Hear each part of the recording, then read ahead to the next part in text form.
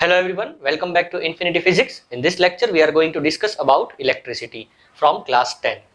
So ये जो lecture है basically हम यहाँ पर एक charge, फिर उसके related numericals, then electric current, then related numericals, potential, that is electric potential difference, related numericals, and then in the next lecture we are going to discuss about the resistance and resistivity with numericals. तो आइए start करते हैं हमारा आज का lecture.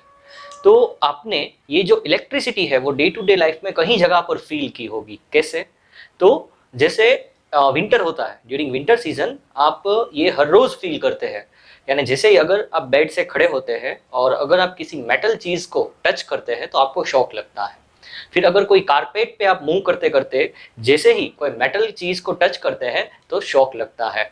और दूसरा एक एक्सपेरिमेंट में आपको बता दूं, एक आपको प्लास्टिक की चेयर लेनी है और प्लास्टिक की चेयर पर आपको ऐसे बैठना है कि आपका जो बॉडी है वो जमीन को यानी ग्राउंड को या फ्लोर को टच ना करे वैसे ही, और चेयर प्लास्टिक की होनी चाहिए। फिर आपको क्या करना है, आप ऐसे बैठ जाएंगे ऐसी पोजीशन पर, और आपका जो फ्रेंड है या फिर आपका कजिन है या फिर सिबलिंग कोई भी है उसको बोलना है कि आप कोई वुलन, जो वुलन मटीरियल होता है यानी वुलन ब्लैंकेट होता है वो ले लो, या फिर सिल्क का कोई क्लोथ ले लो। फिर क्या करना है, उनको बोलो कि आप ये जो क्लोथ है वो मेरे हेयर पर और मेरे हाथ पर रब करो। अभी रब करने के बाद क्या होता है, हाँ, लेकिन ड्यूरिंग द रबिंग जब वो रब करते हैं तभी वो आपको टच नहीं होना चाहिए, यानी वो पर्सन आपको टच नहीं करे, वो क्लोथ आपको टच होवे वो चलेगा, लेकिन वो पर्सन आपको टच नहीं होना चाहिए। अभी क्या करना है, अभी किसी थर्ड पर्सन को या फिर उनको ही बोलो कि अभी आप सामने खड़े रह जाओ, और क्या करना है कि उनको बोलो अभी आप ये जो मेरा नेल है या फिर मेरी जो फिंगर है उनको टच करो। आप करना, मजा आएगा। क्या होगा, दोनों को शॉक लगेगा। तो ये क्या होता है यहाँ पर। फिर आपने क्लास 8 में और एक एक्सपेरिमेंट किया होगा कि आपके पास कोई पेपर के क्लिप्स है, छोटे छोटे पेपर के टुकड़े हैं। क्या करना है, स्केल लेनी है, स्केल लेके आपको उसके नजदीक लेके जाना है। आपको कुछ फील नहीं होगा, कुछ no attraction, no repulsion, nothing. अब क्या करना है, आप जो स्केल है उसको हेयर से रब करें और फिर नजदीक ले जाओ। क्या हो जाएगा, आपको पता है क्या होगा, जो पेपर क्लिप्स है वो अट्रैक्ट हो जाएंगे, the paper clips will be attracted. तो अभी ये क्या मैजिक हो गया। मैं आपको और एक एक्सपेरिमेंट बोलता हूँ, आपको ट्राई करना है और आप करना, it will be a fun. लेकिन ये जो एक्सपेरिमेंट्स है वो जनरली ड्राई वेदर में होते हैं। अभी मानसून का सीजन है तो ये एक्सपेरिमेंट, अगर आपका रूम एसी वाला है तो आपको एसी थोड़ा फुल करना है, यानी कि आपको जो एसी है वो 16 या 18 डिग्री पर रखना है और रूम पूरा ड्राई होना चाहिए। तो वो जो टेम्परेचर है वहां पर आपका जो रूम होगा वो पूरा ड्राई होगा। अभी क्या करना है आपको, जो हम लोग कोकोनट वाटर लेते हैं ना तो उसमें एक स्ट्रो मिलता है, तो वैसे 2 स्ट्रो लेने हैं सिर्फ।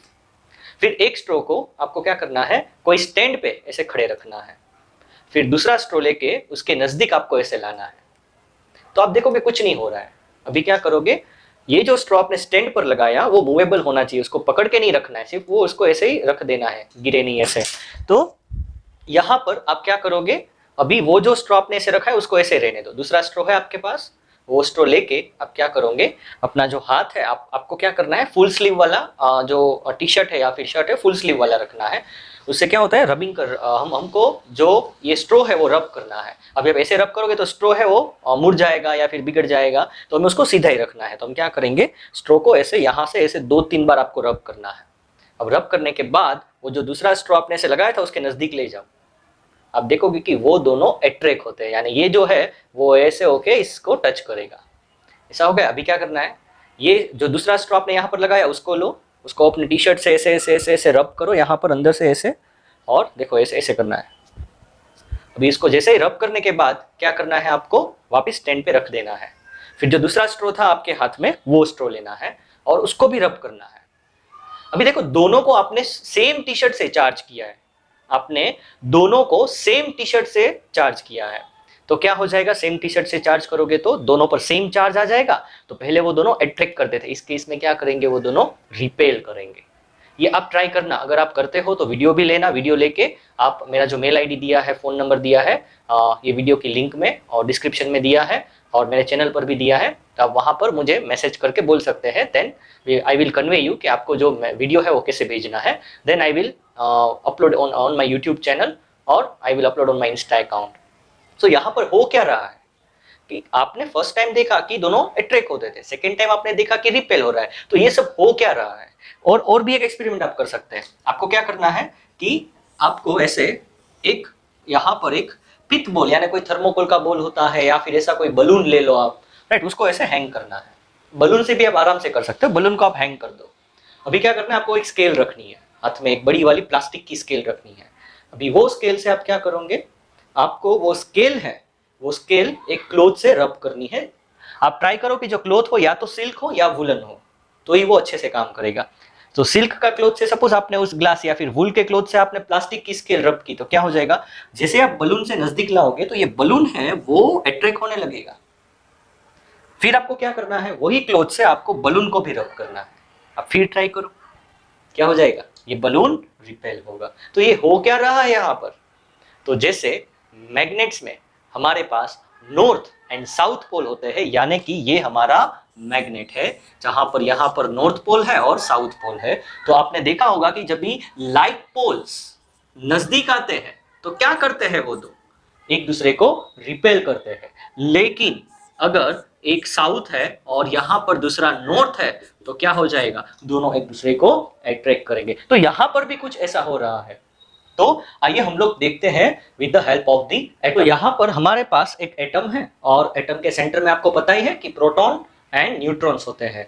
और जितने टोटल नंबर ऑफ इलेक्ट्रॉन्स होते हैं, सपोज यहाँ पर हमारे पास 1 2 3 4 5 6 total number of electrons 6, total 6 electrons है। तो यहाँ पर उतने ही 6 प्रोटॉन्स जो न्यूक्लियस है उसमें होंगे। लेकिन हमें यहाँ पर प्रोटॉन का कोई काम नहीं है, राइट। सो इसलिए मैंने सिर्फ यहाँ पर एक प्लस साइन की है और अंदर न्यूट्रॉन भी है। तो अभी आपने क्लास 9 में पढ़ा है कि जो एटम होता है उसके आउटर मोस्ट ऑर्बिट में इलेक्ट्रॉन्स होते हैं, जिसका चार्ज होता है क्या होता है, नेगेटिव चार्ज। और जो प्रोटॉन होते हैं वो न्यूक्लियस के अंदर होते हैं। इलेक्ट्रॉन्स रिवॉल्व करते हैं और प्रोटॉन्स होते हैं वो अंदर न्यूक्लियस के अंदर होते हैं और उनका चार्ज होता है पॉजिटिव। अब ये जो इलेक्ट्रॉन का चार्ज होता है, जैसे मैं बोलूं कि मेरा कुछ मास है, तो मेरा मास 60 kg है, तो वैसे ये जो इलेक्ट्रॉन है उसके पास कुछ चार्ज है, तो उस चार्ज का कुछ अमाउंट होगा, उसका कुछ मैग्नीट्यूड होगा। तो वो जो है वो इलेक्ट्रॉन के पास जो चार्ज होता है वो 1.6 × 10⁻19 कूलम। जो इलेक्ट्रॉन का चार्ज है वो एक इलेक्ट्रॉन का चार्ज कितना होगा, -1.6 × 10⁻19 कूलम। जैसे मास होता है उसका यूनिट केजी होता है, लेंथ का यूनिट मीटर होता है, वैसे चार्ज को हम लोग कूलम्स में मेजर करते हैं, जो साइंटिस्ट के नाम पर रखने में आया है। और जो प्रोटॉन होता है उसका जो चार्ज होता है वो +1.6 × 10⁻19 कूलम होता है। यहाँ पर 6 इलेक्ट्रॉन एंड 6 प्रोटॉन है, यानी कि 6 नेगेटिव चार्जेस है और 6 पॉजिटिव चार्जेस है। तो ओवरऑल जो नेट चार्ज है वो क्या है, 0 है, यानी कि कोई भी एटम अपने नॉर्मल स्टेट में न्यूट्रल होता है। अभी हमारे पास जैसे ये मार्कर पेन है, मैं हूं, ये टी शर्ट है, बोर्ड है, सब कुछ आपको पता है कि एलिमेंट्री पार्टिकल्स यानी प्रोटॉन इलेक्ट्रॉन यानी एटम से बना हुआ है।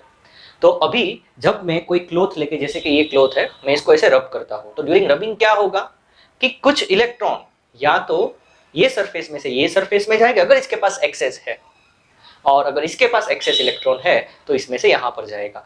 तो अभी अगर ये इलेक्ट्रॉन लूज करता है, अभी देखो ये है, सपोज हम लोग मानते हैं कि सपोज यहाँ पे इसके पास आउटर मोस्ट ऑर्बिट में 5 इलेक्ट्रॉन्स है। अभी ये क्या करेगा, इलेक्ट्रॉन लूज करेगा। अभी जैसे इलेक्ट्रॉन लूज करेगा तो यहाँ पर हमारे पास for example initially 7 electron and 7 proton थे, तो यानी नेट चार्ज 0 था। अभी जैसे ही इलेक्ट्रॉन लूज करेगा क्या हो जाएगा, हमारे पास अभी 6 इलेक्ट्रॉन और 7 प्रोटॉन्स हो जाएंगे, यानी जो नेट चार्ज होगा वो पॉजिटिव आएगा। तो ये जो जहां से इलेक्ट्रॉन गए हैं, निकल गए हैं, वो क्या हो जाएगा, पॉजिटिवली चार्ज, और जिस पे इलेक्ट्रॉन गए हैं वो क्या हो जाएगा, नेगेटिवली चार्ज। तो यहां पर अगर आपके पास ग्लास का कोई रोड है और उसको आप सिल्क क्लॉथ से रब करते हैं, यानी कि ये सपोज ये मैं मान लूं कि ये सिल्क का क्लॉथ है और ये ग्लास है, तो मैं इसको रब करता हूं, तो रबिंग करने पर क्या हो जाएगा, जो ग्लास रोड है, ये हमारा जो ग्लास रोड है, वो ग्लास रोड पर जो चार्ज आएगा वो चार्ज कैसा आएगा, पॉजिटिव। क्यों पॉजिटिव, तो ग्लास रोड है, उसके सरफेस पे जो इलेक्ट्रॉन्स हो गए वो इलेक्ट्रॉन्स जो ड्यूरिंग फ्रिक्शन के टाइम पर वो इलेक्ट्रॉन किस पर चले गए होंगे, जो सिल्क है उस पर। तो अभी आप क्या करो कि कोई सपोज कोई एक न्यूट्रल ऑब्जेक्ट ले लो, यानी पेपर क्लिप्स ले लेते हैं, हम पेपर क्लिप्स ले लेते हैं ऐसे, ये छोटे छोटे यहाँ पर पेपर क्लिप्स है।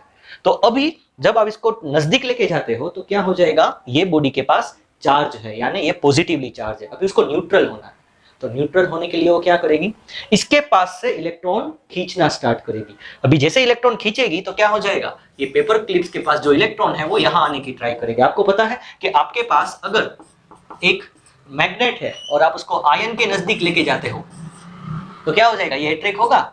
आयन तो न्यूट्रल है, उसके पास कोई चार्ज नहीं है, तो आयन तो न्यूट्रल है, फिर भी अट्रैक्ट होता है ना। वैसे ये बॉडी न्यूट्रल है, उसके पास ओवरऑल चार्ज जीरो है, उसके पास चार्ज है लेकिन जैसे यहाँ पर स्टार्टिंग में नेट चार्ज जीरो था, वैसे यहाँ पर भी नेट चार्ज बॉडी के पास क्या है, जीरो। तो अभी ये न्यूट्रल होने के लिए इसके पास से इलेक्ट्रॉन खींचेगा तो क्या करेगा, वो उसको अट्रैक्ट करेगा। तो ऐसे होता है दो बॉडी के बीच फोर्स ऑफ अट्रैक्शन। अभी आप क्या करो कि एक प्लास्टिक ले लो, या फिर मैंने जो आपको पहले बोला था कि आप ऐसे कोई बॉल ले लो और उस बॉल से आप दो ग्लास के रोड्स ले लो, राइट। तो आप क्या करना, या फिर एक ग्लास रोड भी चलेगा, आप इसको रब करो और ग्लास रोड को नजदीक लाओ, अट्रैक्ट करेगा। अभी वही क्लॉथ से इसको भी रब करो तो क्या हो जाएगा, क्योंकि दोनों के पास सेम चार्ज आ गया तो क्या हो जाएगा, दोनों रिपेल करेंगे। तो जैसे मैग्नेट्स में होता है नॉर्थ नॉर्थ रिपेल करते हैं, साउथ साउथ रिपेल करते हैं, बट नॉर्थ साउथ अट्रैक्ट करते हैं, वैसे भी यहाँ पर क्या होता है, अगर दो बॉडी पॉजिटिवली चार्ज है, यानी कि अगर दो बॉडी पॉजिटिवली चार्ज है तो वो दोनों एक दूसरे को रिपेल करेगी। जैसे दो body due to gravitational force attract होती है, वैसे यहाँ पर दो बॉडी है एक दूसरे को पुश करेगी और ये दोनों रिपेल करेंगे। अभी सपोज मेरे पास एक पॉजिटिव एक नेगेटिव है तो ये दोनों एक दूसरे को अट्रैक्ट करेंगे। तो लाइक चार्जेस रिपेल और like charges attract. So I hope you have understood the concept of electric charges. अगर मुझे चार्ज को डिफाइन करना है तो मैं कैसे करूंगा कि suppose there is a body, if the body has excess electrons then the body is said to be negatively charged. उसके पास excess यानी एक्स्ट्रा इलेक्ट्रॉन्स है। और if the body has deficiency of electron then the body is said to be positively charged. अगर मुझे standard definition देनी है तो कैसे दे सकते हैं, the property of a body due to which it can exert force on the other body. तो यहाँ पर आप देखो कि हमारे पास दो पॉजिटिव चार्ज है तो दोनों एक दूसरे को रिपेल कर रहे हैं। क्यों रिपेल कर रहे हैं, क्योंकि दोनों के पास चार्ज है। सपोज मैं दो न्यूट्रल बॉडी लेता हूं तो ये दोनों एक दूसरे पर कोई फोर्स नहीं लगाएंगे। अभी मेरे पास एक नेगेटिव है एक न्यूट्रल है तो भी ये दोनों एक दूसरे को अट्रैक्ट करेंगे। ये नेगेटिव है क्योंकि ये चार्ज बॉडी है तो न्यूट्रल को अट्रैक्ट करेगा, वैसे ही ये पॉजिटिवली चार्ज है, ये भी चार्ज बॉडी है तो न्यूट्रल को अट्रैक्ट करेगा, ये दोनों आपस में अट्रैक्ट करेंगे। तो ये जो अट्रैक्टिव पावर आ रहा है या फिर रिपल्सिव पावर आता है वो कहां से आता है, due to the charge. So we can say that the property of a body due to which it can exert force on the other body is said to be charge. That property is called the charge on a body. तो अभी ये force कौन लगाता है, जो charge होते हैं वो। तो चार्ज में कौन होता है, इलेक्ट्रॉन्स एंड प्रोटॉन। चार्ज किसके पास होते हैं, इलेक्ट्रॉन्स एंड प्रोटॉन्स। न्यूट्रॉन तो न्यूट्रल होते हैं तो इलेक्ट्रॉन्स के पास जो चार्ज होता है वो नेगेटिव 1.6 into 10 raised to -19 और प्रोटॉन का जो चार्ज होता है वो पॉजिटिव 1.6 into 10 raised to -19। और ये जो इलेक्ट्रॉन है उसका मास कितना है आपको पता है, मास ऑफ द इलेक्ट्रॉन वो एकदम छोटा होता है, उसका जो मास है वो 9.1 into 10 raised to -31 kg, 0.31 zeros this means. So this much small electron is there and mass of proton is 1.6 into 10 raised to, या फिर आप बोल सकते हैं 1.67 into 10 raised to -27 kg। और आपने क्लास 9 में पढ़ा भी है कि जो प्रोटॉन है वो अप्रोक्सीमेटली 2000 टाइम्स हेवियर है या फिर 1838 times 1838 times heavier than the electron. अभी हम देखते हैं equation to find out the charge on a body. हम फर्स्ट उसका डेरिवेशन करेंगे and then we will solve some numericals and then we will move quickly. तो चार्ज की हमने डेफिनेशन देखी, चार्ज का हमने मीनिंग समझने की कोशिश की। अभी हम लोग चार्ज है उसको कैसे मेजर करते हैं वो देखते हैं। तो जो चार्ज है वो डिनोट करते हैं Q से। जैसे कि आपके पास कोई ऑब्जेक्ट है उसका मास तो हम लोग लिखते हैं m is equals to 50 kg। तो यहाँ पर m है वो डिनोट करता है कि ये मास दिखा रहा है और kg है वो उसका यूनिट है। जैसे कोई ऑब्जेक्ट है तो उसने कुछ डिस्टेंस कवर किया या फिर हम लोग मानते हैं वेलोसिटी तो हम लोग क्या लिखते हैं v is equals to suppose 15 metre पर सेकेंड। तो ये जो 15 मीटर पर सेकेंड है वो वेलोसिटी दिखाता है और v है जो वेलोसिटी को हम लोग डिनोट करते हैं और मीटर पर सेकेंड वो यूनिट है। वैसे ही जो चार्ज है उसको हम लोग Q से डिनोट करते हैं। तो अगर आपके पास एक इलेक्ट्रॉन है हम इसको स्मॉल q से भी डिनोट कर सकते हैं। तो अगर आपके पास सिर्फ एक इलेक्ट्रॉन है तो हम लोग क्या लिखेंगे, Q इज इक्वल्स टू, एक इलेक्ट्रॉन का चार्ज क्या होता है 1.6 into 10 raised to -19 कूलम। आप यहाँ पर माइनस लिखे या ना लिखे अभी उससे कोई मतलब नहीं है क्योंकि इलेक्ट्रॉन पर ऐसा कुछ होता नहीं है कि उस पर नेगेटिव लिखा होता है। राइट, हम लोग सिर्फ अभी मैग्नीट्यूड देख रहे हैं, सिर्फ मैग्नीट्यूड। सी अगर यहाँ पर हम लोग साइन देखते हैं तो ये साइन शो करता है कि वो इलेक्ट्रॉन का चार्ज है, अगर यहाँ पर हम लोग प्लस लिखते हैं तो वो शो करता है वो प्रोटॉन का चार्ज है। लेकिन हमें अभी सिर्फ चार्ज से मतलब है, इलेक्ट्रॉन या प्रोटॉन किसका चार्ज है उससे कोई मतलब नहीं है। तो हम लोग ये भी लिख सकते हैं प्लस और minus 1.6 × 10⁻⁻19 coulomb. Minus charge electron है और प्लस प्रोटॉन है। अगर सपोज आपके पास 2 इलेक्ट्रॉन है, अभी हम लोग प्लस माइनस नहीं देखेंगे, राइट। तो अभी सपोज हमारे पास 2 इलेक्ट्रॉन है, तो ये जो चार्ज है इस चार्ज को हम लोग बोलते हैं ई फॉर एलिमेंट्री चार्ज या फिर E for charge of electron.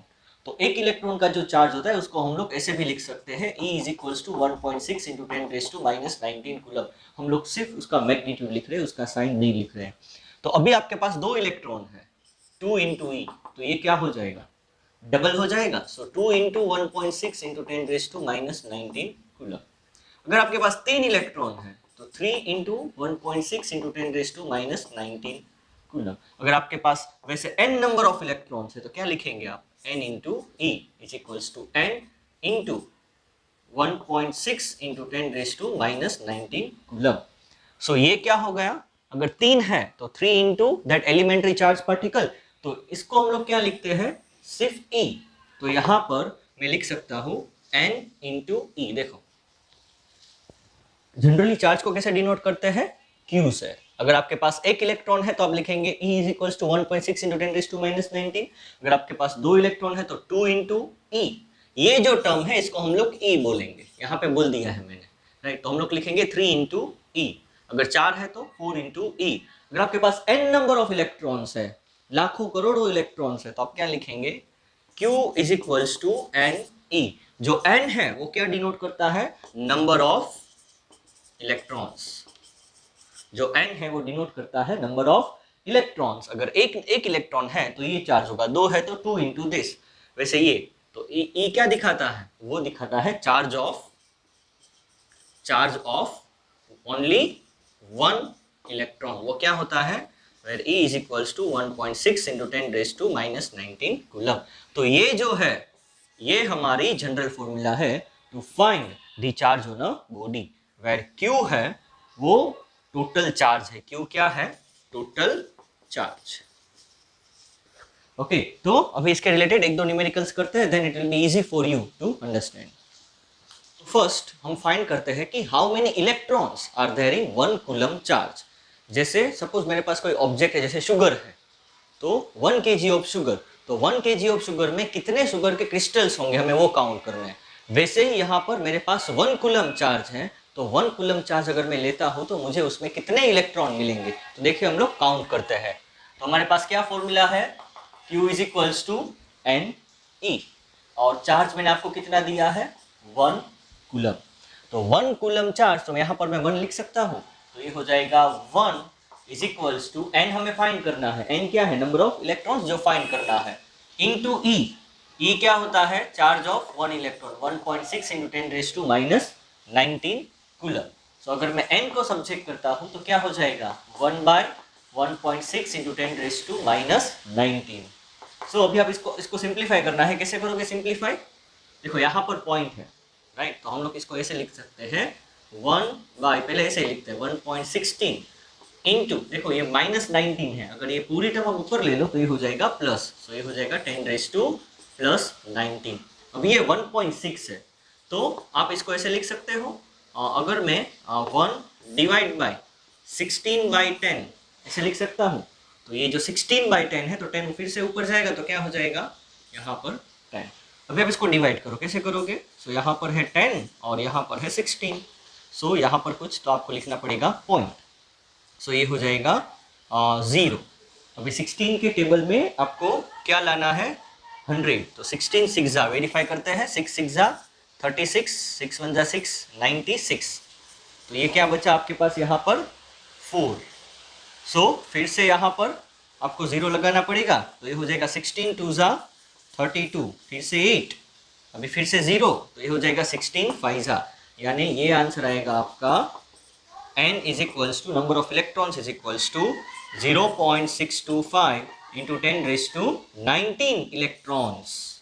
यानी कि आप इसको और सिंपल टर्म्स में लिख सकते हैं, 6.25 इंटू 10⁻18 इलेक्ट्रॉन्स, यानी कि 1 कूलम चार्ज में कितने इलेक्ट्रॉन्स आते हैं 6.25 इंटू 10⁻18 इलेक्ट्रॉन्स। अगर आप इसको और सिंप्लीफाई करें तो 625, ओके, और ये कितने जीरो है 18 में से यहाँ पे पॉइंट है तो 2 जीरो निकल जाएंगे, तो ये हो जाएगा 1 2 3 4 5 6 7 8 9 10 11 12 13 14 15 16, this many number of electrons are there in 1 coulomb of charge, right? So 1 coulomb of charge is very very dangerous.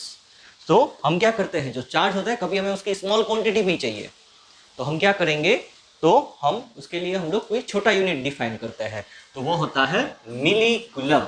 Milli coulomb यानी मिली मीन्स 10⁻³ कूलम। फिर हमारे पास आता है, ये हुआ 1 मिली कूलम। फिर होता है micro coulomb, 1 micro coulomb, micro यानी 10⁻⁻6 कूलम।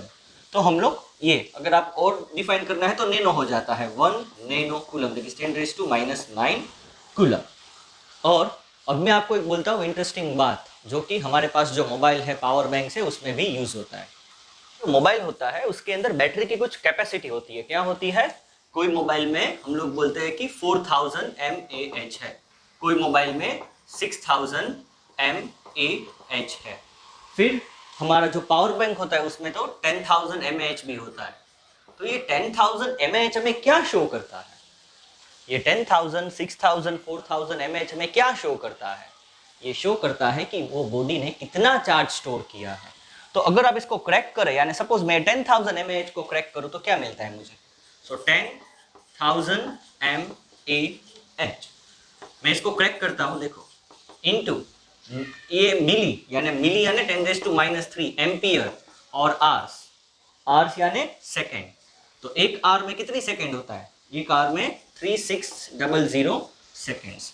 सो और इसको आप क्रैक करें तो क्या मिलेगा आपको, ये देखो 10⁻³ और ये 3 कट, तो ये हो जाएगा 3600, फिर यहाँ पर एक जीरो है, तो 36,000 और वी कैन से 36,000 एम्पियर सेकेंड। अब ये 36,000 एम्पियर सेकेंड क्या होता है पता है आपको, जो आगे का टॉपिक है उसमें हम लोग देखेंगे कि I = Q/T, करंट के बारे में आपने पढ़ाई होगा स्कूल में। सो Q = होता है I × T, तो I यानी एम्पियर, T यानी सेकेंड, करंट का यूनिट है एम्पियर और टाइम का यूनिट है सेकेंड, तो एम्पियर सेकेंड और ये चार्ज है उसका यूनिट है कूलम, तो एम्पियर सेकेंड को मैं कूलम भी लिख सकता हूं, तो ये हो गया 36,000 यानी 36,000 कूलम। यानी कि अगर आपका जो मोबाइल है उसमें 10,000 mAh की बैटरी है तो वो कितना चार्ज स्टोर करता है 36,000 coulomb, right. This is a very large amount of charge. अगर मैं बोलूं कि ये 36,000 कूलम है, उसमें कितने इलेक्ट्रॉन्स है, यानी कि जब भी आपने आपका जो मोबाइल है वो चार्ज करने के लिए रखा है, तो जब वो फुल चार्ज, यानी सपोज मैं पावर बैंक की ही बात करता हूं, तो अगर आपका जो पावर बैंक है आपने चार्ज करने के लिए रखा है और 2 या 3 या 4 घंटे के बाद ये 10,000 mAh का पावर बैंक है वो फुल्ली चार्ज हो जाता है, यानी उसमें कितना चार्ज स्टोर हुआ 36,000 कूलम। अगर 36,000 कूलम चार्ज स्टोर हुआ है तो कितने इलेक्ट्रॉन्स ट्रांसफर हुए होंगे, तो आप बोलो Q = NE।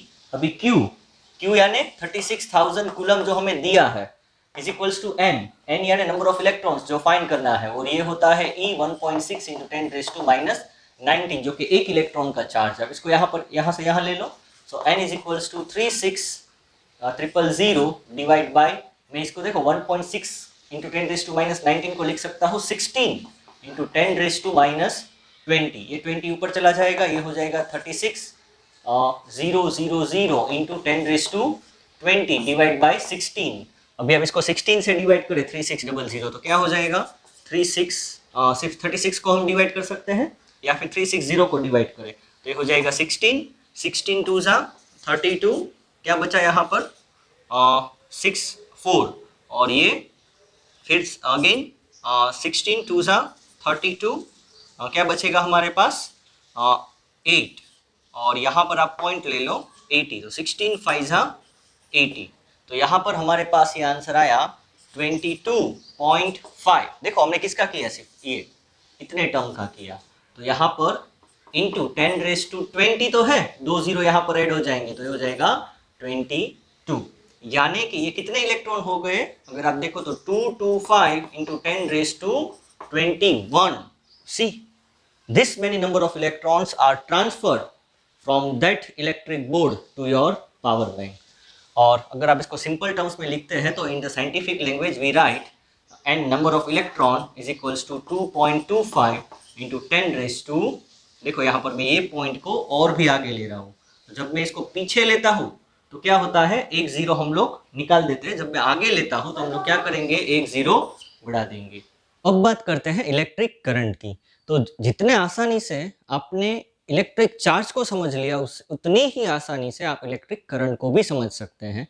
तो चार्ज में हमने देखा कि स्टार्टिंग में हमने देखा कि जो इलेक्ट्रॉन है वो फ्लो होता है और कभी इलेक्ट्रॉन है वो अपनी जगह पर स्टेडी होता है. जैसे ही हमने दो सब्सटेंस को रब किए क्या हो गया, इलेक्ट्रॉन फ्लो हो गया और अभी इन दोनों के पास क्या हुआ, एक के पास पॉजिटिव एक के पास नेगेटिव चार्ज आ गया. तो ऐसी जो इलेक्ट्रिसिटी होती है वहां पर जहां पर इलेक्ट्रॉन का कंटिन्यूस फ्लो नहीं होता है तो ऐसी इलेक्ट्रिसिटी को हम लोग बोलते हैं इलेक्ट्रोस्टैटिक. और जहां पर करंट फ्लो होता है, जहां पर इलेक्ट्रॉन्स कंटिन्यूसली सर्किट के अंदर फ्लो होते हैं, वो इलेक्ट्रिसिटी को हम लोग बोलते हैं इलेक्ट्रोडायनेमिक्स. तो यहाँ पर हमारे पास क्या है, एक मटेरियल है, एक मेटल का रोड है या फिर आप समझो कि एक मेटल का वायर है. तो ये पूरा वायर एक ही है, सेम ही है, लेकिन मैंने यहाँ पर ये जो वायर है उसको थोड़ा जूम करके बनाया है.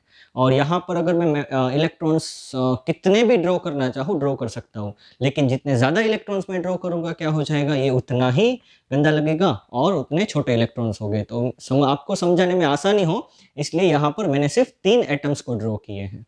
और आप देख सकते हैं कि जो एटम होता है उसके सेंटर में आपको पता ही है पॉजिटिव चार्ज होता है, फिर ऑर्बिट्स होते हैं और आउटर मोस्ट ऑर्बिट में कुछ इलेक्ट्रॉन्स फ्री होते हैं.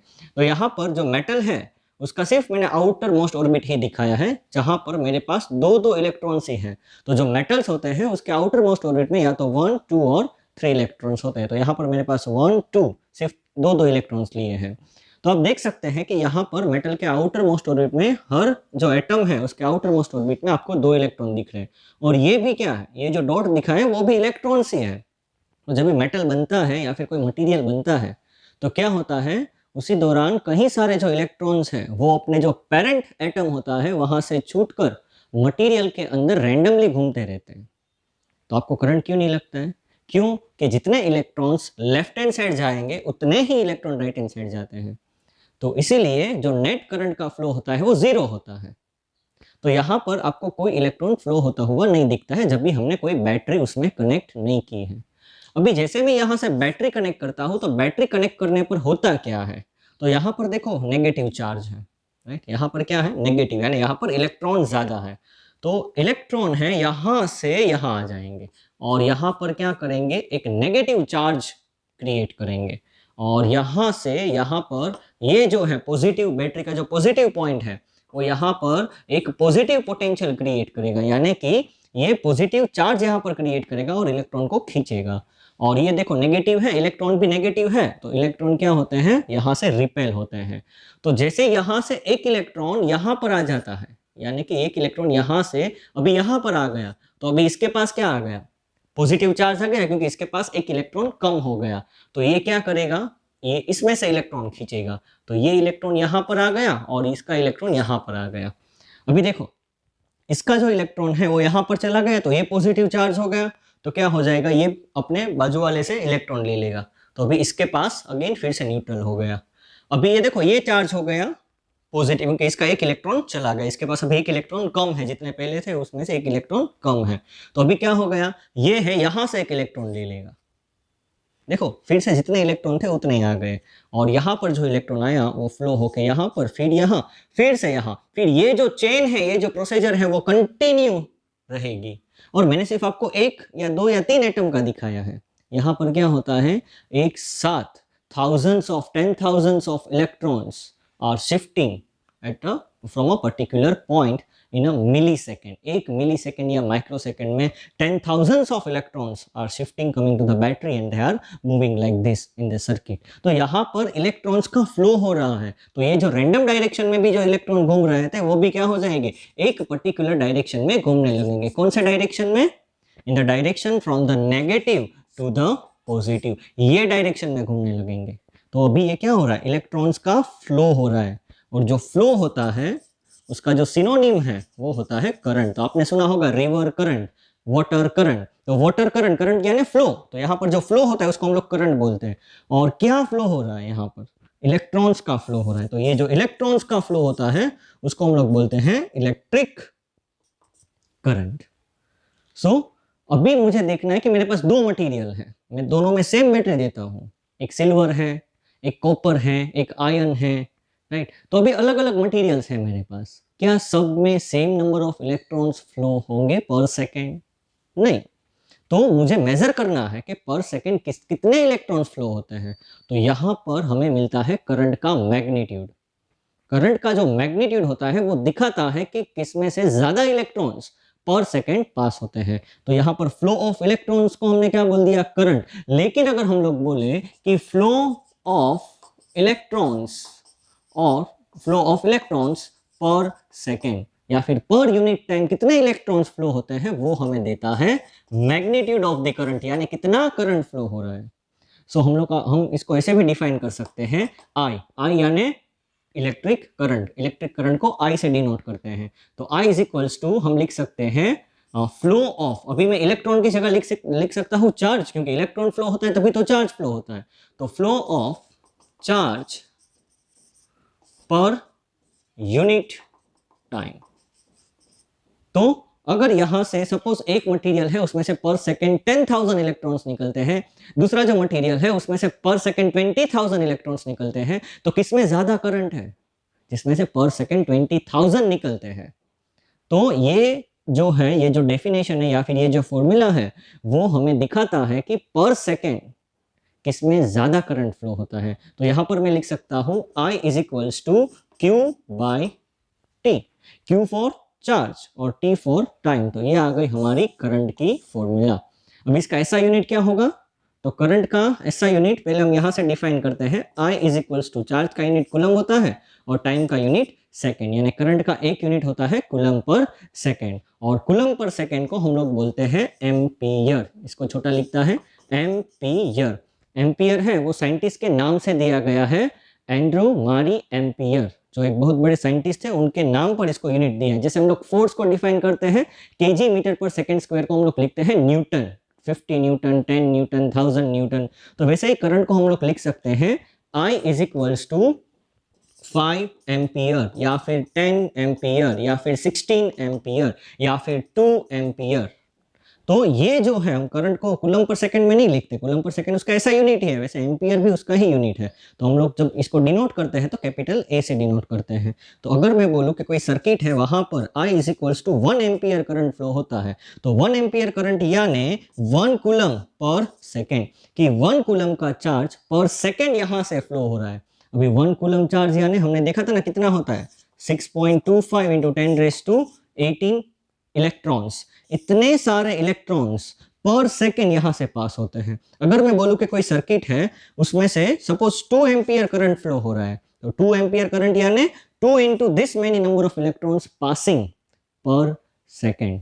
सो करंट यानी सिंपल, करंट यानी होता है फ्लो, इलेक्ट्रिक करंट यानी फ्लो ऑफ इलेक्ट्रॉन्स। तो अगर मुझे करंट का मैग्नीट्यूड चाहिए, मुझे कंपेयर करना है कि कौन से सर्किट में कौन से डिवाइस में ज्यादा करंट होता है, तो मुझे पर सेकेंड वो पर्टिकुलर जो सब्सटेंस है, वायर है, मटेरियल है, डिवाइस है, उसमें से पर सेकेंड कितना करंट फ्लो होता है उसे हम लोग बोलते हैं मैग्नीट्यूड ऑफ करंट, या फिर हम उसको डिफाइन कर सकते हैं rate of flow of charge, simple rate of flow of charge, या फिर आप सिंपल में लिख सकते हैं flow of charge per unit time is called electric current.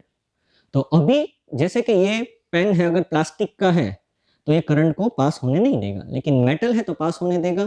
तो the substance which allow the current to flow are called conductors, the substance which do not allow the current to flow are called insulators, और substances which allow current to flow at a particular temperature or above a particular temperature are called semiconductor। तो suppose आपके पास एक battery है, यहाँ पर आपके पास एक battery है, यहाँ पर उसका नेगेटिव टर्मिनल, पॉजिटिव टर्मिनल, ये पॉजिटिव टर्मिनल है, और यहाँ पर आपने कुछ बल्ब लगाया हुआ है। अभी जैसे ही आप स्विच ऑन करते हैं क्या होता है, जो इलेक्ट्रॉन्स है वो नेगेटिव टर्मिनल से फ्लो होके यहाँ से बल्ब में जाके अपना एनर्जी जो एनर्जी लेके वो आते हैं यहाँ से, वो एनर्जी लेके बल्ब में ड्रॉप करके फिर यहाँ आ जाएंगे। तो यहाँ पर जो इलेक्ट्रॉन्स का फ्लो है वो नेगेटिव से पॉजिटिव है। जो इलेक्ट्रॉन्स का जो फ्लो होता है वो नेगेटिव टर्मिनल से पॉजिटिव टर्मिनल होता है। लेकिन जो कन्वेंशनल करंट यानी कि I वो always flows from positive terminal of a battery to negative terminal. तो ये कन्वेंशनल करंट क्या होता है?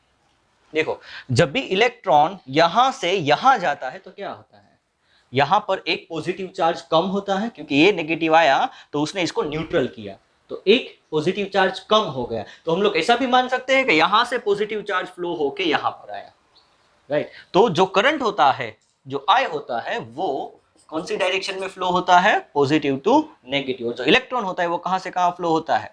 Negative to positive. तो कन्वेंशन का मीनिंग क्या होता है? कन्वेंशनल करंट यानी कि जो हमारे पूर्वज थे, जो एंशिएंट पीपल थे, उन्होंने डिसाइड कर लिया कि जो करंट होता है वो हायर पोटेंशियल यानी कि पॉजिटिव से नेगेटिव की टुवर्ड्स ही फ्लो होता है। तो अभी वो सारी बुक्स में छप गया और सब पब्लिश हो गए। अभी हम सबको तो सुधार नहीं सकते, सबको तो करेक्ट नहीं कर सकते। तो क्या हो गया कि जो साइंटिस्ट की जो पैनल थी उन्होंने ऐसे डिसाइड कर लिया कि हमें वो जो करंट का जो डायरेक्शन दिया है पॉजिटिव टू नेगेटिव वही रखना है। सो फिर एज अ रूल्स उसी को ही डिसाइड कर दिया गया कि करंट का फ्लो पॉजिटिव टू नेगेटिव होता है। तो इसीलिए इसको कन्वेंशनल करंट बोलते हैं। और एक्चुअल जो इलेक्ट्रॉन का फ्लो होता है वो नेगेटिव टर्मिनल से पॉजिटिव टर्मिनल होता है। तो सपोज अभी मैं बोलूं कि आपके पास जो इलेक्ट्रॉन्स है, फॉर एग्जांपल कि पहले हम चार्ज से स्टार्ट करते हैं कि सपोज जो चार्ज है वो फ्लो हो रहा है 10 इंटू 10 कूलम भी रखते हैं अभी। 10 coulomb charge flows in time t is equals to 2 second. तो करंट कितना पास होता है? तो अभी हमने डिफाइन किया I is equals to Q by T। Q कितना फ्लो हो रहा है? 10 कूलम। टाइम कितना है? 2 सेकेंड। तो ये हो जाएगा 5 कूलम पर सेकेंड, या फिर आप बोल सकते हो 5 एम्पियर। यानी सर्किट में से जो करंट फ्लो हो रहा है वो 5 एम्पियर है। दूसरा एग्जांपल देखते हैं। सपोज आपके पास जो चार्ज है वो 400 मिली कूलम है। जो फ्लो हो रहा है सर्किट में से वो 400 मिली कूलम है, और वो करंट को फ्लो होने में जो टाइम लगा वो टाइम कितना लगा? तो let us say the time taken by this amount of charge to flow is 4 second. So it makes our division easy. So here I is equals to Q by T। Q कितना हुआ? 400 से मिली यानी 10 raised to -3 coulomb divide by 4 second. तो ये 4, ये 100, तो ये हो जाएगा 100 इंटू 10 raised to -3, यानी इसको हम लोग ऐसे लिख सकते हैं। तो ये हो जाएगा 0.1 एम्पियर। यानी ये सर्किट में से जो करंट का फ्लो हो रहा है वो कितना हो रहा है? 0.1 एम्पियर। अभी और थोड़ा देखते हैं कि सपोज मैं आपको बोलूं कि जो करंट फ्लो हो रहा है, सपोज यहाँ पर थर्ड एग्जांपल में कि जो करंट फ्लो हो रहा है I is equals to 2.5 ampere, और जो टाइम दिया है तो आपको फाइंड करना है कि time 2 is equals to 10 second में कितना चार्ज फ्लो हो रहा है, और आपको ये भी फाइंड करना है कि कितने नंबर ऑफ इलेक्ट्रॉन्स भी मूव हो रहे हैं। तो यहाँ पर आपको पता है I is equals to Q by T। तो मुझे चार्ज फाइंड करना है तो Q इज इक्वल्स टू क्या हो जाएगा? I into T। I कितना फ्लो हो रहा है करंट, और टाइम कितना दिया है? 10 सेकेंड। यानी कि जो चार्ज है वो 25 कूलम फ्लो हो रहा है। 25 coulomb, it's a very large amount of charge. और जो नंबर ऑफ इलेक्ट्रॉन्स होता है तो हमें पता है कि Q is equals to NE, हमें N चाहिए तो N इज इक्वल्स टू क्या हो जाएगा? Q by E। अभी Q कितना है आपके पास? 25 कूलम, और E यानी एलिमेंट्री चार्ज कितना होता है? 1.6 इंटू 10 रेज़ टू -19। तो N इज इक्वल्स टू इसको करो 25 बाई 16 इंटू 10 रेज़ टू 20। ये यहाँ पर आ जाएगा तो -20 ऊपर आ जाएगा तो ये +20। तो अभी आप 25 को 16 से डिवाइड करो तो 1, तो ये बचेगा यहाँ पर 9। सो यहाँ पर 16 तो यहाँ पर बचेगा 9, यहाँ पर पॉइंट करो 0, 16 फाइजा, सो ये हो जाएगा 16 फाइजा 80, सो यहाँ पर बचेगा 10, फिर 0, सो फिर 16 6 96। तो हम लोग इसको अभी राउंड ऑफ करते हैं। अगर उसको और भी सॉल्व करो तो हमें मिलेगा 4, तो 16 2 जा क्या हो जाएगा 32, और ये हो गया 8, और अभी यहाँ पर 0, तो 16 5 जा, तो आप इसको सॉल्व करें तो आपको क्या मिलेगा 1.5 इन 625 1.5625 इंटू 10⁻20। सो इतने सारे इलेक्ट्रॉन्स पर सेकेंड पास होते हैं। सो मैंने यहाँ पर आपको कई सारे टाइप्स के न्यूमेरिकल्स दिखा दिए, जिसमें से आपको करंट फाइंड करना था, फिर यहाँ पर आपको चार्ज भी फाइंड करना है और नंबर ऑफ इलेक्ट्रॉन्स भी फाइंड करना है जब भी करंट दिया होता है। तो अभी हम लोग बात करते हैं पोटेंशियल के बारे में। तो ये जो इलेक्ट्रिक पोटेंशियल क्या होता है, इलेक्ट्रिक पोटेंशियल डिफरेंस क्या होता है, वोल्टेज क्या होता है, उसको कैसे डिफाइन करते हैं। तो यहाँ पर आपके पास सपोज कोई ऑब्जेक्ट है जिसका मास m है, उस पर कितना ग्रेविटेशनल फोर्स लगता है mg जितना। अभी आप इसको लिफ्ट करो, तो लिफ्ट करने पर आप क्या कर रहे हो, उसको कुछ फोर्स दे रहे हो, यानी आप ऊपर की डायरेक्शन में फोर्स दे रहे हो। कितना, F = mg जितना, मिनिमम फोर्स, ज्यादा दे सकते हैं। और डिस्प्लेसमेंट कितना हो रहा है उसका, हाइट h जितना। तो यहाँ पर आप कितना वर्क करते हैं, work = force into displacement, force mg जितना और हाइट कितनी लगाई h। तो यहाँ पर जो भी आपने वर्क किया mgh जितना वर्क किया, वो वर्क किसमें स्टोर हो गया, यहाँ पर कुछ एनर्जी स्टोर हुई, कौन सी, पोटेंशियल एनर्जी। तो यहाँ पर आप जो भी वर्क कर रहे हैं वो सारा वर्क पोटेंशियल एनर्जी में स्टोर हो जाता है। तो सेम चीज यहाँ पर भी होती है। जैसे आप स्प्रिंग ले लो, तो आपके पास स्प्रिंग है, तो आप स्प्रिंग को ऐसे पुश करते हैं, तो आपने जैसे स्प्रिंग को ऐसे पुश किया तो क्या हो गया, स्प्रिंग में कुछ एनर्जी स्टोर हुई। कितनी एनर्जी स्टोर हुई, आपने फोर्स लगाया इनटू ये कितना डिस्प्लेसमेंट हुआ, क्योंकि अगर आप ज्यादा फोर्स लगाते हैं, ज्यादा डिस्प्लेसमेंट करते हैं, तो ज्यादा एनर्जी स्टोर होती है। तो सेम चीज इलेक्ट्रिक पोटेंशियल है, वो यहां पर भी उसको थोड़ा रिलेट करता है। कैसे, तो सपोज आपके पास कोई चार्ज है, छोटा सा चार्ज, और यहां पर आपके पास कोई बड़ा सा चार्ज का स्फीयर है। तो जैसे मैग्नेट होता है ना, उसके अराउंड मैग्नेटिक फील्ड होता है, वैसे ही यहां पर हमारे पास चार्ज है, चार्ज के अराउंड इलेक्ट्रिक फील्ड होता है। इसीलिए तो ये दोनों एक दूसरे पर फोर्स लगाते हैं। तो हमने स्टार्टिंग में देखा कि अगर ये पॉजिटिव चार्ज है, ये पॉजिटिव चार्ज है, तो क्या करेंगे, दोनों एक दूसरे को रिपेल करेंगे, यानी इसको पुश करके दूर भेजेगा। तो सपोज हम लोग मान लेते हैं कि ये जो डिस्टेंस है, ये वाला जो डिस्टेंस है, वहां पर इसको कोई फोर्स नहीं लगता है। तो ये जो डिस्टेंस है जहां पर उसको कोई फोर्स नहीं लगता है, वो डिस्टेंस को हम लोग बोलेंगे इन्फिनिटी। इन्फिनिटी यानी एक ऐसा डिस्टेंस जहां पर दो चार्ज एक दूसरे के साथ कोई इंटरेक्शन नहीं कर सकते हैं। अगर चार्ज होता है उनके बीच 10 सेंटीमीटर, 20 सेंटीमीटर, 30 सेंटीमीटर का भी जो डिस्टेंस है, वो उनके लिए तो इनफाइनाइट ही होता है, क्योंकि वो इतने छोटे होते हैं। जैसे एक एंट है, एंट के लिए 200 किलोमीटर या 1000 किलोमीटर का जो डिस्टेंस है वो इनफाइनाइट होता है, लेकिन हमारे लिए वो डिस्टेंस इनफाइनाइट नहीं है। तो ये जो डिस्टेंस है वो इन दोनों के लिए कितना सेपरेशन है, इनफाइनाइट जितना, जहां पर कोई फोर्स नहीं लग रहा है। अभी हम लोग क्या करते हैं कि जैसे इसको यहां से यहां लाए, उस पर कुछ फोर्स लगने लगा, राइट, और ये जो इलेक्ट्रिक फील्ड है उसको ये डायरेक्शन में, ऑपोजिट डायरेक्शन में ऐसे पुश कर रहा है, और हम इसको यहां ये डायरेक्शन में ला रहे हैं। तो सपोज हम लोग इसको यहां से ये पॉइंट तक लाइए, ये पॉइंट तक, ये पॉइंट को हम लोग नाम दे देते हैं ए। तो अभी हमने यहां से यहां पर लाने में क्या किया, कुछ फोर्स दिया होगा, और वो फोर्स से इतना डिस्प्लेसमेंट हुआ है। देखो, ये डिस्प्लेसमेंट को मैं बोल देता हूं डिस्प्लेसमेंट डी। अभी क्या हो गया, अभी जैसे ही मैं ये चार्ज को ऐसे यहां से रख देता हूं, ऐसे छोड़ देता हूं, तो क्या हो जाएगा, ये चार्ज है फिर से पूरा फोर्स लगाकर फिर से अपनी वही पोजीशन पर जाने की ट्राई करेगा। क्यों हो जा रहा है, तो जैसे ही मैंने इसको यहां से यहां लाया, तो क्या हो गया, यहां पर उसमें कुछ एनर्जी आ गई। कौन सी एनर्जी, फिर से यहां पर भी इसके पास क्या आ गई, पोटेंशियल एनर्जी। तो यहां पर उसमें जो एनर्जी स्टोर हो गई उसको हमने बोला पोटेंशियल एनर्जी, और वो पोटेंशियल एनर्जी से वो फिर से क्या करेगा, अपनी पोटेंशियल एनर्जी जीरो करने की ट्राई करेगा और यहां पर आ जाएगा। तो अगर मैं उसको यहां से यहां भी ला सकता हूं ना, तो ये देखो और नजदीक आ रहा है पॉइंट बी। तो मैं जितना उसको नजदीक लाता हूं उसमें क्या होता है, ज्यादा पोटेंशियल एनर्जी स्टोर होती है। अभी सपोज मैं तो ये एक चार्ज लाया, अभी मैं एक साथ दो चार्ज को लाऊं तो ये जो रिपल्सिव फोर्स है और ज्यादा बढ़ जाएगा, और अगर मैं तीन चार्ज को लाऊं तो ये जो रिपल्सिव फोर्स है और ज्यादा बढ़ जाएगा। तो जितना चार्ज मैं यहां पे लाता हूं उतना ही रिपल्सिव फोर्स बढ़ता ही जाता है।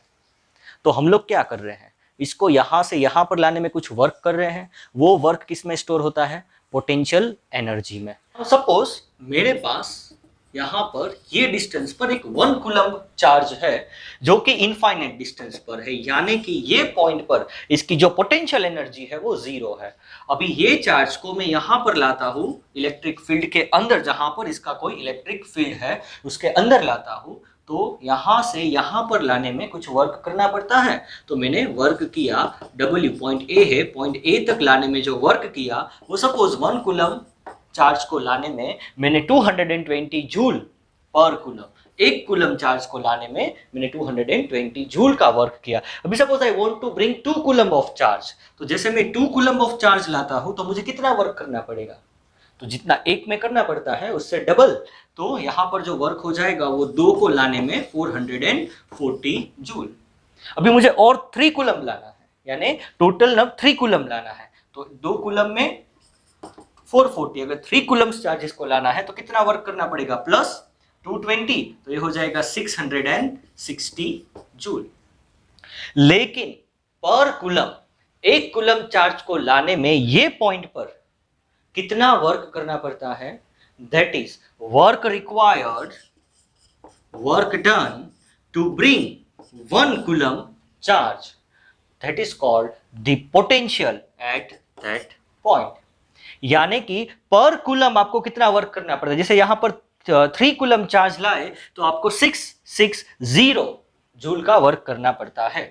तो पर कूलम 1 कूलम चार्ज को लाने में कितना, तो 660 जूल डिवाइड बाय 3 कूलम, तो ये आपको देगा 220 वोल्टेज। तो 220 वोल्ट क्या इंडिकेट करता है, जैसे जूल पर कूलम, तो ये हो गया 220 जूल पर कूलम, यानी कि 1 कूलम चार्ज को लाने में आपको 220 जूल का वर्क करना पड़ता है। तो that is called the potential at that point. अगर मैं बोलूं कि मेरे पास जो बैटरी है वो 9 वोल्ट की है, 9 वोल्ट यानी 9 जूल पर कूलम, यानी कि ये पॉजिटिव टर्मिनल है, नेगेटिव टर्मिनल है, मुझे चार्ज को पॉजिटिव टर्मिनल से नेगेटिव या नेगेटिव से पॉजिटिव लेके जाना है, तो मुझे कितना वर्क करना पड़ेगा, 9 जूल पर कूलम। पर कूलम जो वर्क करना पड़ेगा वो कितना करना पड़ेगा, 9 जूल। अगर मैं 2 कूलम चार्ज लाता हूं तो मुझे 18 जूल करना पड़ेगा, 3 लाता हूं तो 27 जूल करना पड़ेगा, लेकिन पर कूलम कितना वर्क किया आपने, तो पर कूलम ऑफ चार्ज जो भी आपने वर्क किया that is called the potential at that point. So I can write V, that is potential, is equals to work done per unit charge. So this is the definition, और इसको आप अच्छे से define करो तो work required to bring a unit positive charge, unit यानी 1 coulomb, work required to bring a unit positive charge from infinity to that point is called potential at that point। तो यहाँ पर जो पोटेंशियल है मैंने बोला कि 220 जूल पर कूलम का है, यानी कि 1 कूलम चार्ज को लाने में यहाँ पर मुझे 220 जूल का वर्क करना पड़ता है। तो 220 is the voltage, that is 220 joule पर coulomb work is done and 220 joule per coulomb is called the potential at that point। अब इसका यूनिट भी देखो क्या हो गया, वर्क का यूनिट जूल, चार्ज का यूनिट कूलम। तो यहाँ पर जो पोटेंशियल है मैं बोलूं कि 220 वोल्टेज का है, 220 वोल्टेज यानी 220 जूल पर कूलम, यानी कि एक कूलम चार्ज को लाने में आपको ये पॉइंट पर 220 जूल का वर्क करना पड़ेगा। अभी ये जो जूल पर कूलम है उसको हम लोग वोल्ट भी लिखते हैं, तो इसका जो यूनिट है वोल्टेज का, यानी कि जो पोटेंशियल का यूनिट है वो क्या है, वोल्ट। सो अभी ये पोटेंशियल डिफरेंस क्या होता है, तो आइए वो भी हमने क्या देखा कि कोई चार्ज को यहाँ से यहाँ पर लाने में सपोज हमने 220 जूल पर कूलम, 1 कूलम चार्ज को लाने में यहाँ पर 220 जूल का वर्क किया, यानी कि ये पॉइंट पर जो पोटेंशियल डिफरेंस हो गया वो कितना हो गया, 220। पोटेंशियल कितना हो गया, 220। अभी सपोज और एक चार्ज को मैं इनफाइनाइट से उठाकर यहाँ पे लाता हूँ डायरेक्ट, जो पॉइंट B है, यहाँ पर जो पोटेंशियल बना उसको मैं बोलता हूँ VA, यहाँ पर जो पोटेंशियल बनेगा उसको मैं बोलता हूँ VB। सपोज आप चार्ज को 1 कूलम चार्ज को यहाँ से यहाँ पर उठा के लाए, देखो ये अभी इतना नजदीक है, तो नजदीक है तो ज्यादा पोटेंशियल क्रिएट करेगा, ज्यादा एनर्जी क्रिएट करेगा, तो ये पॉइंट पर जो पोटेंशियल बनेगा वो इससे ज्यादा बनेगा। तो for example let us say the potential is, ये पॉइंट पे है 400, ये पॉइंट पे जो आपने 1 कूलम चार्ज को लाने के लिए जो वर्क किया वो कितना किया, 400 जूल, या फिर हम लोग इजी करने के लिए बोलते हैं 420 जूल पर कूलम। यानी 1 कूलम चार्ज को यहां से उठा के यहां पर रखने पर आपने जो भी वर्क किया, राइट, उस वर्क को हम लोग बोलेंगे वोल्ट। यानी यहां पर हो गया 420 जूल पर कूलम। तो मैं बोल सकता हूं कि ये पॉइंट पर जो पोटेंशियल है वो कितना है, 420 वोल्ट। तो अभी सपोज चार्ज हम लोग यहां से ये पॉइंट लाते हैं तो कितना वर्क करना पड़ेगा 1 कूलम चार्ज को लाने में। यहां पर लाते हैं तो 220 करना पड़ता है, अभी हम यहां पर है तो यहां से यहां पर लाने में यहां पर जो है वो 420 है, तो इन दोनों के बीच का कितना डिफरेंस है, 200 जूल पर कूलम का। तो ये दोनों पॉइंट के बीच जो डिफरेंस है पोटेंशियल का, यहां पर 220 वोल्ट है या फिर 220 जूल पर कूलम है, यहां पर 420 जूल पर कूलम है, तो ये दोनों पॉइंट के बीच का जो डिफरेंस है उसे हम लोग कहेंगे पोटेंशियल डिफरेंस। यानी कि work require to bring a unit positive charge from one point to another. देखो यहां से यहां लाते हैं तो 420 जूल का वर्क करना पड़ता है, लेकिन हम लोग यहां से यहां पर लाएंगे तो सिर्फ 200 का करना पड़ता है। तो ये जो है इन दोनों के बीच का हो गया पोटेंशियल डिफरेंस।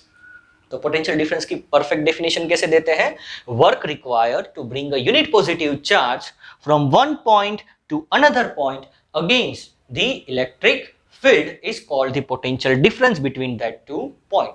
और सिर्फ पोटेंशियल की डेफिनेशन क्या देंगे, work required to bring a unit positive charge from infinity to a given point against the electric field या फिर against the electric force is called potential at that particular point।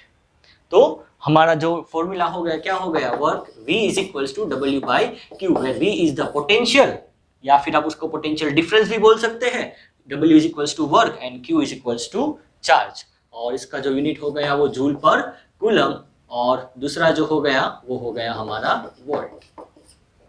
तो जो voltage है, अगर हमें voltage measure करना है तो वोल्टेज को मेजर करने के लिए हमारे पास जो डिवाइस है उसको हम लोग कहते हैं वोल्ट मीटर, और जो करंट है उसको मेजर करने के लिए जो हमारा डिवाइस होता है उसे हम लोग कहते हैं करंट मीटर या फिर एम्पियर मीटर। और सबको मेजर करने के लिए एक डिवाइस आता है जिसको हम लोग बोलते हैं मल्टीमीटर, उससे हम लोग करंट, वोल्टेज, रेजिस्टेंस, कहीं सारी चीज मेजर कर सकते हैं। तो अभी देखते हैं numericals related to potential and potential difference. Suppose a charge of 2 coulomb, let us say charge of 2 coulomb यानी Q is equals to 2 coulomb is taken from one point to another, यानी एक पॉइंट से दूसरे point पर लिया गया है, and the work done in bringing that charge from one point to another point is given as W is equals to 100 joule। Then find the potential difference between that two point। यानी कि suppose हमारे पास point A है और यहाँ पर point B है, तो A से B लाने में जो वर्क किया वो दिया है 100 जूल, और कितना चार्ज लाए अब, 2 कूलम। तो ये दोनों के बीच कितना पोटेंशियल डिफरेंस होगा, तो V इज इक्वल्स टू, या फिर आप डेल्टा V भी लिख सकते हैं इसे, ओके, या फिर आप सिर्फ V भी लिख सकते हैं। तो V is equals to W by Q। W क्या होता है, 100 जूल, और Q क्या है, 2 कूलम। यानी कि यहाँ पर ये जो है वो 50 जूल पर कूलम मिलेगा आपको, यानी कि 50 वोल्ट। यानी कि अगर आपको 1 कूलम चार्ज लाना है तो आपको 50 जूल वर्क करना पड़ेगा, अब 2 कूलम चार्ज लाते हैं तो आपको 100 जूल वर्क करना पड़ता है। यानी कि ये दोनों पॉइंट के बीच का जो पोटेंशियल डिफरेंस है वो कितना है, 50 volt. Now suppose in the question it is given like that, work require to bring a charge of 200 millicoulomb from infinity to a given point is 400 joule।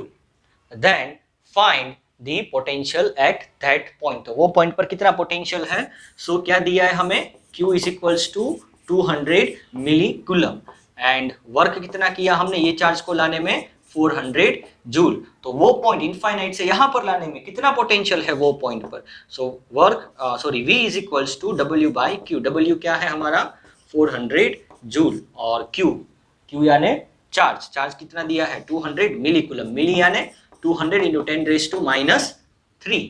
सो ये हो गया 200 इंटू 10 रेज टू -3, ये cut हो जाएगा, और ये V is equals to 2 जा, और ये 2 इंटू ये ऊपर जाएगा तो ये हो जाएगा 2000 वोल्ट। यानी वो पॉइंट पे जो पोटेंशियल है वो कितना है, 2000 वोल्ट।